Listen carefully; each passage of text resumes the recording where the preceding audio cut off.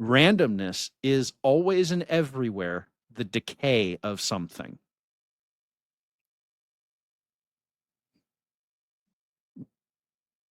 That's a fun little tangent I didn't expect to go down. But Steve, you actually hit on a key point there. The unwillingness to make a choice is the explicit intent to invite entropy and chaos into the world, because you are now you are now giving the choice to somebody else. But here's the thing. We all humans know that there are some choices that have better outcomes than other choices. What makes it better? Well, okay. For example, we know that stealing food from another tribe, let's say this is actually an example I saw on Twitter. Let's say you're a nomadic tribe and you wander upon a field full of domesticated cows. And you go, aha, okay, food. I'm going to take the food. And you kill it. And you eat it. And then the farmer comes out and shoots you. You, the nomad tribe, don't understand why the farmer is responding this way. Why is he killing us? Why is he? Okay. Okay. Everybody has a general sense of moral principles. It may be, Aha. Everybody tries to evade that. It can be, you can degenerate so far and be given over to a debased mind, but it's nonetheless not totally erased. Well, here I'm actually going to get into that. We call these heuristics. For example, is why do we all think that stealing is bad? Why does everyone think that theft is bad and bad for society? Because they're made in the image of God. Well, that's because it creates chaos and it creates loss. And I work universe for doesn't care. I own it. It's my property. I take care of it. And then when someone steals it, it's essentially stealing my labor. Now I have to work for it again, and it's adding a disorder. It's adding chaos. Everybody gets to keep their own property. We have order. Okay, Steve, I'll continue on that. What is the purpose of civilization? I'm playing devil over here. Sorry. Oh, yes, you are. You're having fun with this. Somebody read to maintain order. Yes. So humanity has spent, go back to the beginning of the Bible. Okay, that's what, 5,000 years or so? 6,000, depending on how you date it, roughly. Okay. Humanity has spent 6,000 years attempting to bring order to the chaos that we live in. Why? Because the human mind inherently recognizes that order is superior to chaos. Thousands and thousands of years of recorded history, all of which humans are trying to improve the order in their lives.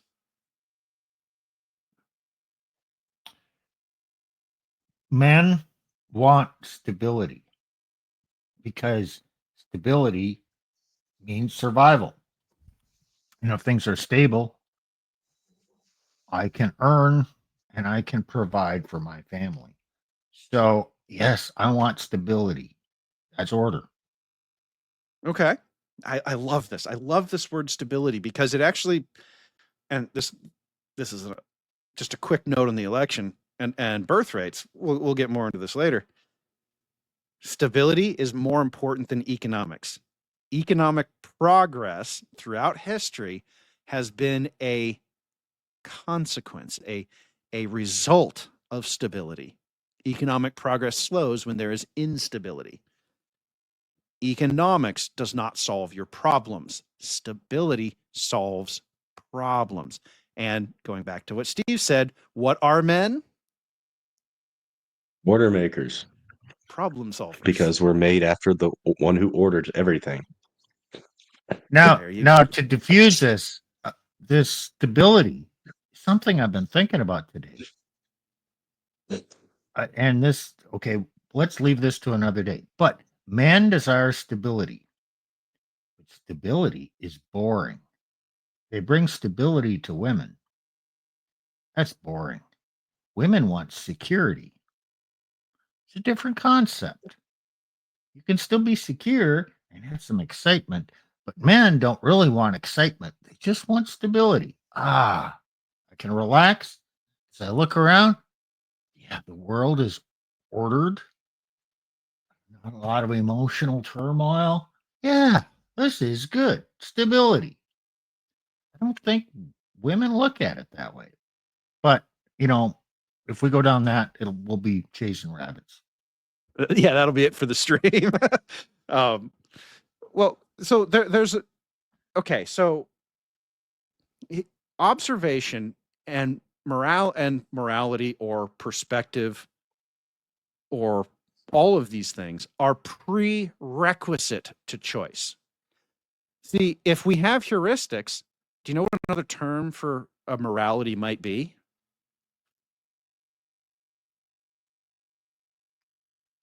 Ethics. Morality is a set of heuristics that have been proven over time to achieve the desired outcome.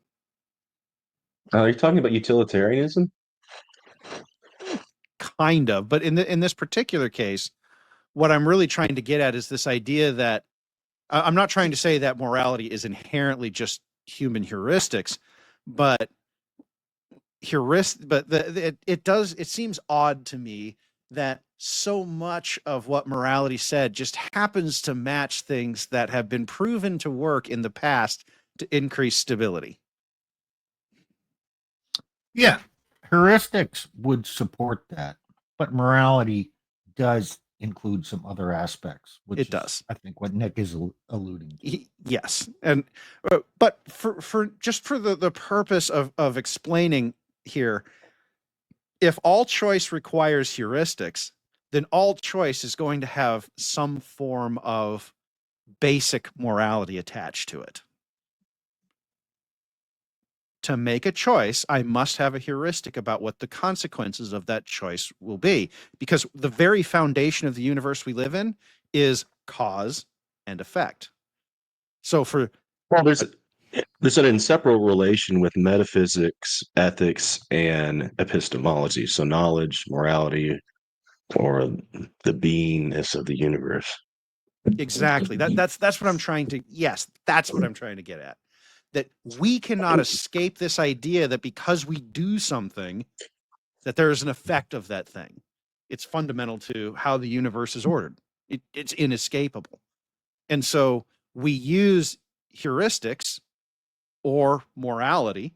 You can use whichever language makes you feel more comfortable out there, YouTube viewers, to determine which action is going to get us what we seek. And there are actors out there who actually do seek to increase chaos. And they use heuristics to achieve that goal, just like, somebody who is trying to build a civilization uses their heuristics to achieve more order. There is such thing as bad morality. There's such Do things I as want to bad. go there today, or are we going to leave that off for another day? I think we're going to leave that off for another day. Okay. But you can have a flawed moral framework. I don't know, Nick, am I wrong on that or no? Yeah. I mean, atheism itself is a flawed moral framework. They still have morals, they still act upon morals, but they have no basis for them, even though they still, for some reason, adhere to them, because the universe has no feelings, the universe doesn't care. There are no ultimate consequences, it just is. Right. So you can have heuristics that achieve outcomes that the majority don't agree with. You can have that moral framework that can all be true, but what you cannot have is no morality. That is not a thing that humans can do. And well, Let actually, me there is test that. okay. I'm going to start out with the 4 words that when any man hears, he should prepare himself. It goes like this. Yeah, but what if I'm a special snowflake and my perspective is completely different? You can't know me. You can't know my perspective. And my truth and my thing is so unique that heuristics, you can't use any generalizations or averages of whatever. That's all out. We have to decide everything based on my rationalizations, Do you objectively believe that? absurd beliefs. Some people do. So yes, obviously he's But playing the devil's advocate so here. I know. yeah. So some people just say there is no, you cannot apply heuristics to me.